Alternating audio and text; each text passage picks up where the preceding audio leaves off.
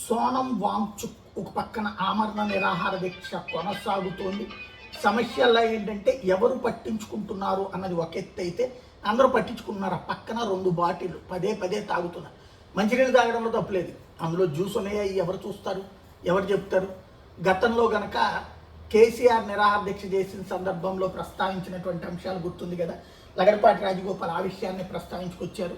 ఆ తర్వాత లగడపాటి రాజగోపాల్ తను దీక్ష చేస్తూ ఇదిగో ఫ్లూయిడ్స్తోనే నేను బతికింది అని చెప్పుకొచ్చేటటువంటి ప్రయత్నం. కాబట్టి దాన్ని రాజకీయంగా ఉద్యమపరంగా రచ్చరచ్చ జరిగింది. కానీ ఇప్పుడు ఇక్కడైతే అట్లాంటి రచ్చ చేసేందుకు ఎవరు ముందుకు లేరు. వాంగ్చుక్ ఓ పక్కన బాటిళ్లలో నీళ్లు తాగుతున్నారు, జ్యూస్ తాగుతున్నారని ఎవరు కన్ఫర్మ్ చేస్తారు?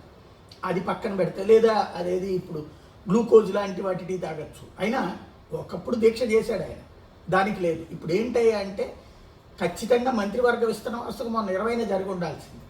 ఈ కారణంగానే వాళ్ళు ఆగారు.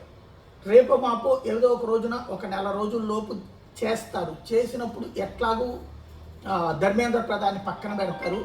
దాన్ని హైలైట్ చేయాలన్నదే వీళ్ళ ఉద్దేశం.